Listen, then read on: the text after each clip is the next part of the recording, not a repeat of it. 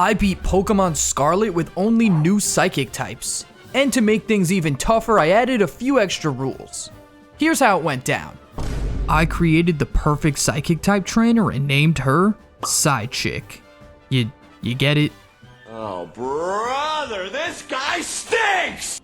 Hold on, you're not a psychic type. That's better. With Clairvoyance the Charcadet by my side, we can finally start our journey. Let me know who your favorite psychic types are down in the comments, and be sure to smash that like button and subscribe if you're enjoying these Scarlet and Violet challenge videos. In Scarlet, you trade Bronzor fragments for the Auspicious Armor as opposed to Violet where you need Sinistea chips. Since there are some low-leveled Bronzor that hang out at the ruins outside Cortando Town, we can easily gather the materials needed to evolve. I decide to let our pre-evolved girl take on at least one gym, so before visiting Zapopico Town, we jump into battle with Katie and her bugs. After taking a double kick from Nimble, a single Ember is strong enough for a one-shot. Next up is Tarantula, who's unfortunately able to survive one fiery shot and retaliate with an Assurance. We outspeed for the KO, leaving Katie with only her ace Teddiursa. Luckily for us, the bear misses Fury Swipes and takes big damage from our super effective Terra-boosted Ember. Next turn, a Fury Cutter leaves Clairvoyance with only 9 HP, but that's more than enough as she fires off one last Ember to pick up the knockout and earn us our first gym badge. It's called Fashion. Look it up.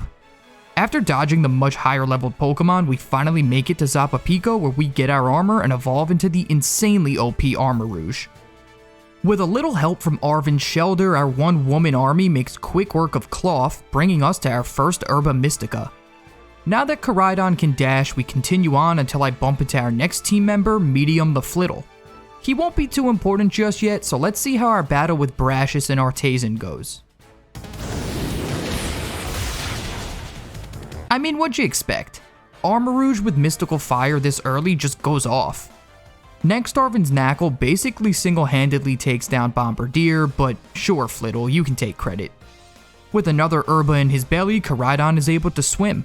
Then we meet Arvin's Mabostiff, and even though it's a dark type, I guess we'll help him out. With that, I detour over to the Levincia beaches where we meet our third teammate, Divination the Veluza. In what world is anyone supposed to believe that Director Clavel is a student? What kid would say this? I don't even know what hackles are. Anyway, this first Team Star battle against Giacomo could prove to be pretty tough for our squad. Lucky for us, he leads with Pawniard, so Clairvoyance gets a quick Mystical Fire KO. After being metal sounded by his Starmobile, Armarouge does good damage, but I decide to switch out to get her stats back to neutral. Flittle takes a Snarl and lowers the truck's attack with Baby Doll Eyes before Wicked Torque takes him out. Since it starts raining, I decide to go to Divination instead of our fire type.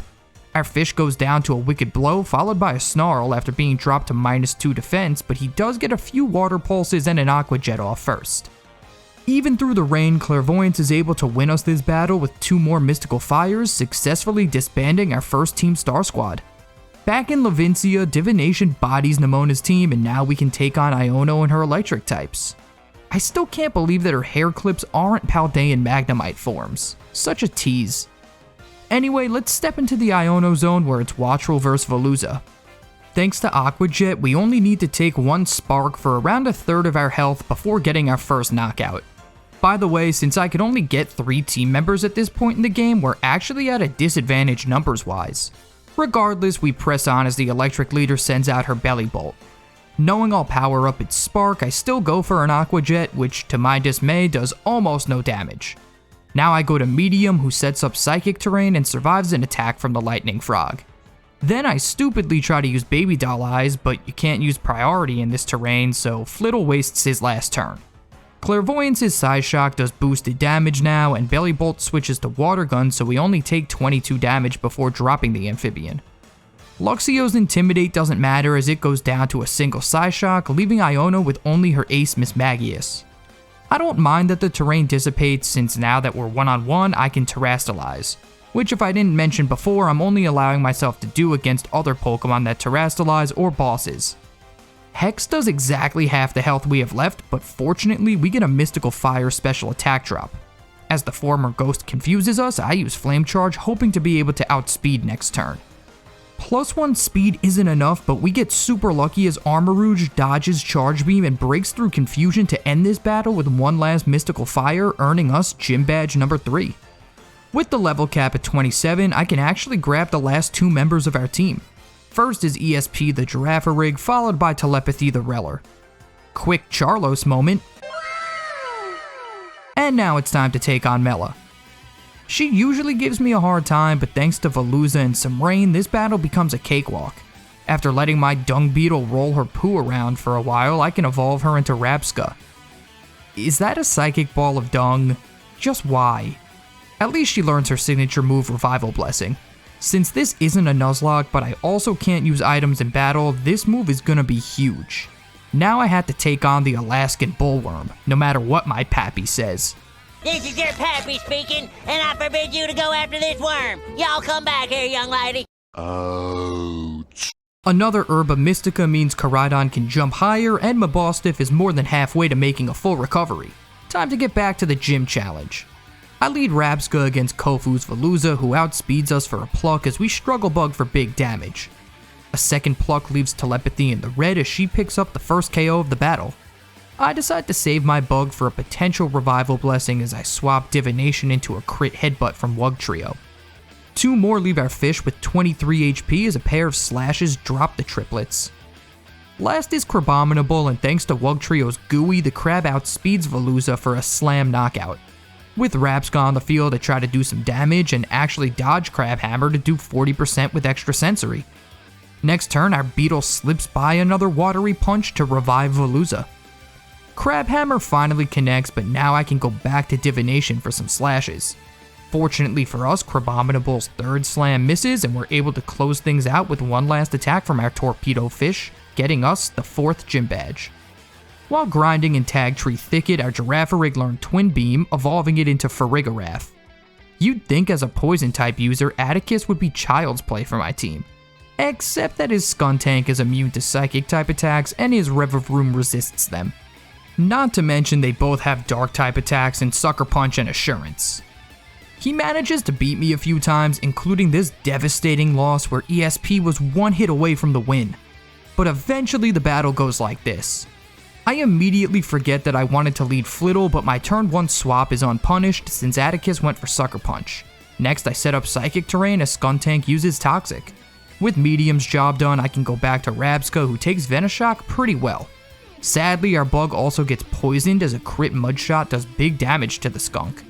Since Venoshock does extra damage to poison targets, I switch to Veluza to eat the next one. Then we outspeed for an Aqua Cutter to take the first KO.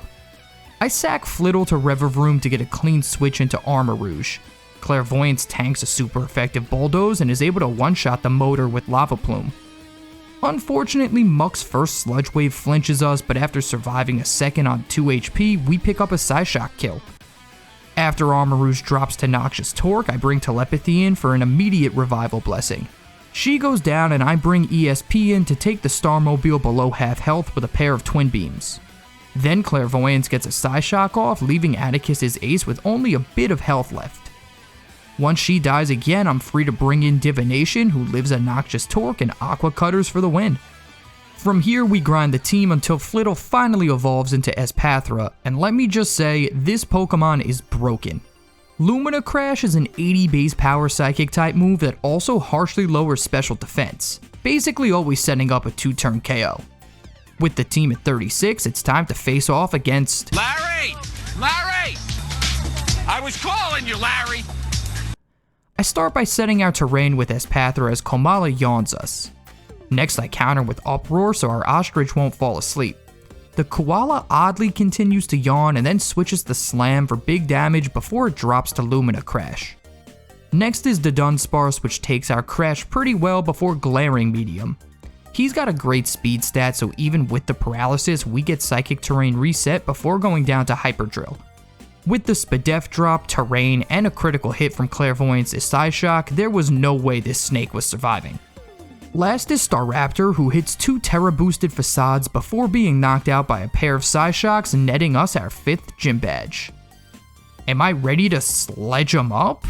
I don't quite think so. Holy! Okay, I'm ready. After taking down MC Psycho, it was finally time for Rhyme. You're not supposed to be inside. Anyway, I lead Veluza and Farigiraf against Mimikyu and Bayonet. ESP's Armor Tail renders Rhyme, Shadow Sneak, and Sucker Punch useless as I get to KO Bayonet for free with Night Slash followed by Crunch. Next turn, Mimikyu's Slash does a bit of damage to our Giraffe as Veluza hits Houndstone hard with Night Slash. But before ESP could KO the Ghostly Dog, it vanishes with Phantom Force. With Rhyme's Pokemon getting an Omni boost from the crowd, I now have a speed disadvantage. ESP tanks a little more chip and Divination hangs on through Phantom Force to get a Night Slash kill. Then we bust the Pikachu clone's disguise with Crunch. The Ghost Leader tries another Shadow Sneak, as if this one would work, and after Mimikyu drops the Psycho Cut, her Ace Toxtricity's Discharge takes out Veluza. Farigiraf's second hit of Twin Beam crits, leaving the Terran Ghost type at low health as I bring in Espathra. Despite an Omni boost for the Punk Pokemon, our Ostrich is still faster as he's able to finish this battle with a Lumina Crash, and that's gym number 6 down. In Osato Desert, Espathra makes quick work of Great Tusk, and now Koraidon can glide. After Nemona gets rinsed, literally, it's time for the Psychic Showdown with Tulip. And what better way to start things off than a 10-foot tall mirror match? We trade crunches, but my Farigiraf is stronger, so I'm able to set up Light Screen and still get the first knockout next turn. Now I sack ESP to Gardevoir and bring Veluza in. I fearlessly go for Flayaway as our water type survives Energy Ball on 14 HP. At +2 attack, Liquidation is able to KO the Psychic Fairy, Espathra, and Tulip's Ace Florges. That may have been the easiest battle of the whole run. With another badge in hand, we BLJ up Glaciato Mountain to take on the 8th leader Grusha. Armarouge is able to decimate his Frostmoth and Beartic with flamethrowers, setting up a Calm Mind between attacks. Unfortunately, Satitan barely survives our +1 Inferno and finishes Clairvoyance with a Liquidation Ice Shard combo. Divination avenges her with an Aqua Jet, leaving the pro snowboarder with only Altaria. Liquidation does around 40%, but also gets the defense drop. After surviving a crit Hurricane, our next Watery Rush is strong enough to take the former Dragon down, earning us badge number 8 and completing the gym challenge. Ortega and his fairy types didn't put up too much of a fight, so let's go ahead and check out our last Titan battle. I gotta get out of here! Well, I guess Tatsugiri is the real Titan. Excuse me, Game Freak, I think my Veluza's broken. Well, that's our final Herba Mystica, which means Koraidon can climb mountains and Mabostiff's as good as new. On to the last Team Starbase where we face off against Eri. Her Toxicroak starts things off with a Sucker Punch before dying to Medium's Lumina Crash. I bring Clairvoyance in against Lucario, but she can't survive 2 Dark Pulses, and since we're outsped, she doesn't get to attack. Divination comes out and hits Liquidation for big damage while taking a good chunk from the retaliatory Dark Pulse. Then I use Aqua Jet, which thanks to its priority lets us pick up our next KO without taking any damage. Passimian takes around 70% from Psycho Cut before bringing Veluza down with a Seed Bomb. From here it's back to Espathra, who Lumina Crashes the monkey for a kill and the following Annihilate for just over half its health. Then the Ghost type fires off a big Rage Fist to drop our Ostrich. I bring in ESP since she's immune to Ghost, and after a close combat hits hard, we pick up another KO with Psychic. Last is the Calf Squad Starmobile, which takes 2 turns setting up shift gears as we bring it into the red with a pair of Psychics. On turn 3, Combat Torque means it's all up to Rapska now. The +2 spin out only does about half our Scarab's health, and then she's able to finish things off with a Psychic of her own. At level 60, it's time to take on the Elite Four, starting with Rika and her ground types. Medium starts by 2-shotting her Whiscash with Lumina Crashes, taking an Earth Power between hits. Next is Dugtrio, which barely hangs on through 1 crash to set up the Sand. After a Dazzling Gleam KO, Rika's Camerupt drops to the same combo. Unfortunately, the Camel yawned us, so now my Ostrich falls asleep as Donphan hits the field. We don't get a 1-turn wake up, so the Groundmaster gets her first kill with Earthquake. As the Sandstorm dissipates, I bring Veluza in, who hits a big Liquidation. After Earthquake does 50% to our fish, he drops Donphan with an Aqua Jet. Last is Rika's Ace Clodsire, which isn't bulky enough to stand up to a single Liquidation, giving us the win. Next up is Poppy, the Steel-type trainer. Her entire team gets bodied by Armarouge, so let's just jump ahead to... Larry! Clairvoyance drops his Tropius and Staraptor with flamethrowers, but had to take a Brave Bird in the process. Next, she's outsped by Oricorio, who uses Teeter Dance to confuse her. Unfortunately, Armarouge hits herself twice in confusion, while the cheerleader takes her out with a pair of Revelation Dances. Medium is able to come out and avenge his friend with a Lumina Crash, followed by a Dazzling Gleam, taking 50% from Revelation Dance between attacks. Dazzling Gleam is also able to two-shot Altaria, whose Dragon Pulse doesn't do much to Espathra. Last is Flamigo, who takes 40% from Lumina Crash before dropping our Ostrich with Brave Bird. Next turn, Veluza is able to survive the Terra-boosted flying type attack and finish this battle with a Liquidation. With 3 members down, our last obstacle before the champion is Hassel and his dragons. We kick things off with 2 Espathra Dazzling Gleams to KO Noivern, who Super Fanged us to half our health. Next is Haxorus, who takes a big chunk from our Gleam, but Crunch is too strong for our Ostrich to live through. Haxorus also outspeeds Veluza, so he gets hit hard by Crunch before KOing the Gen 5 Dragon with Psycho Cut. The Psychic type move comes up just short of a one-shot on Dragalge, which is able to finish Divination off with a Dragon Pulse. Armarouge's Expanding Force is able to clean up the Poison Dragon, bringing out Flapple. The Apple lives through Flamethrower on 1 HP and uses its turn to set up Leech Seed before being taken out. Mid-battle, Clairvoyance learns its signature move Armor Cannon, which is a nice power upgrade. We survive a Glaive Rush from Baxcalibur and hit Expanding Force for good damage before being dropped by Icicle Crash on the following turn. Unexpectedly, ESP dies to a single Glaive Rush, meaning it's all up to Telepathy now. Our Bug had just enough defense to tank the Terra boosted Dragon type move and is able to finish this battle with a Bug Buzz, defeating the Elite Four. The only thing standing between me and champion rank is the top champion herself, Gita. Unfortunately for her, my Armarouge one-shots her Espathra, Avalugg, and King Gambit with armor cannons. I swap my own Veluza in against hers to tank Liquidation. Then it just takes 2 crunches as we eat another Liquidation to get KO number 4. Against Gogoat, it's back to Clairvoyance, who one-shots the Mount Pokemon with Flamethrower. Glamora terastallizes, and then instead of using a Rock-type move, which would probably kill us, she goes for Earth Power. This allows Armarouge to get an Expanding Force off before dying to Terra Blast. Now I can just go back to Veluza, who outspeeds for a Liquidation kill, officially cementing our place as a champion-ranked trainer. The true identity of Cassiopeia was Director Clavel all along? Yeah, right. He's still gonna make me battle though. I open with a crit crunch on Oranguru to leave it at 1 HP as it hits a strong foul play into Veluza. After an Aqua Jet kill, I bring in Armarouge as Abomasnow sets up Aurora Veil. Clairvoyance sets up 2 Calm Minds while being chipped at with the not very effective Blizzard and Woodhammer. Next turn at +2, Flamethrower KOs the Snowman and Gyarados comes in. The Serpent outspeeds for a Stone Edge KO, but at least now the Aurora Veil is gone. Medium takes Gyarados out with a pair of Lumina Crashes, but he's hit hard by Crunch in the process.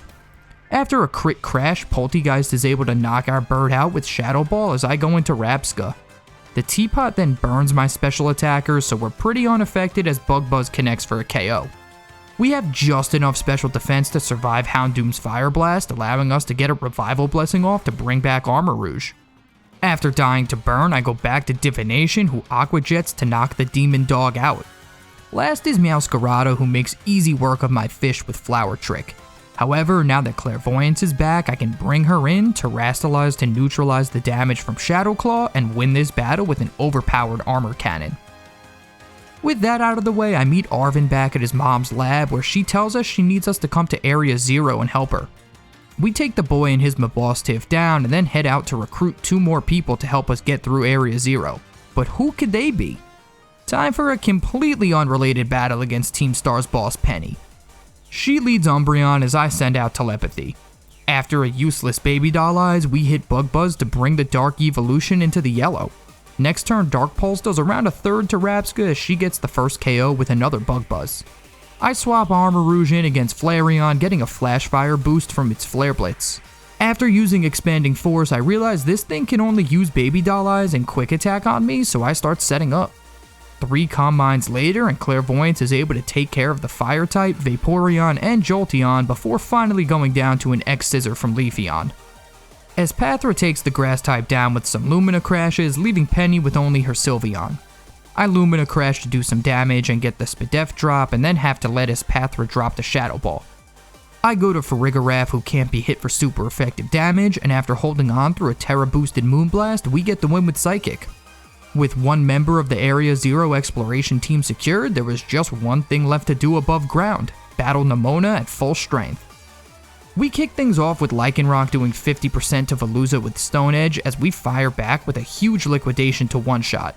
With Pawmod out, I go to ESP to eat the double shock and get sacked off to close combat. This allows Espathra to come in and destroy the fighting type with Lumina Crash. The Dunsparce only takes around 30% from our psychic attack, but then Nemona makes the terrible mistake of coiling.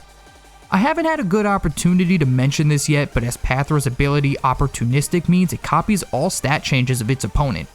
After getting an attack, defense, and accuracy boost, Medium is able to knock the Dunsparce evolution out with a second Lumina Crash. Unfortunately, Orthworm walls our Ostrich, so I bring in Clairvoyance, who eats Iron Tail. Next turn, a Flamethrower drops the Worm, and Nemona sends out Goodra. I pivot through Veluza to eat Muddy Water, and then bring Rabsca into a Dragon Pulse. Telepathy gets one Bug Buzz off before going down to another 2 pulses, but this lets Espathra get a clean switch back. Even a critical hit Dazzling Gleam isn't enough to finish the Dragon type, and its Pulse does big damage back to us. Fortunately, another Dazzle does the trick, leaving our rival with only her ace Skeledirge. I Lumina Crash for some damage before the Croc takes us out with Shadow Ball. Now it's Veluza's time to shine as he comes in and outspeeds for a liquidation kill, winning us the battle. With the whole team assembled, it was time to take on the final boss, AI Sada. Slitherwing starts with a lunge and hangs on through Armarouge's Flamethrower with a few hit points. Next turn, we rinse and repeat to get our first KO of the battle. Brute Bonnet unfortunately sucker punches us for a kill before we can get an easy one-shot on it. I take advantage of this by going to Rabsca to revive Armarouge as the Prehistoric Mushroom fails its next attempt at Sucker Punch. After hanging on next turn with 36 HP, Telepathy's 4 times effective Bug Buzz is more than enough for a kill. Now that our Scarab's job is done, I let her drop to Fluttermane Shadow Ball so I can bring in ESP. Thunderbolt does solid damage, but now Sada has to deal with my Light Screen. This Primal Mischievous has high special stats but is lacking on the physical side. After taking it out with a pair of crunches, the defensively oriented Scream Tail hits the field. Farigiraf gets one more crunch off before the Jigglypuff lookalike takes it down, but now this battle's as good as over. I bring in Divination, and after Play Rough does about 70 damage, I fillet away to sharply boost my attack, special attack, and speed.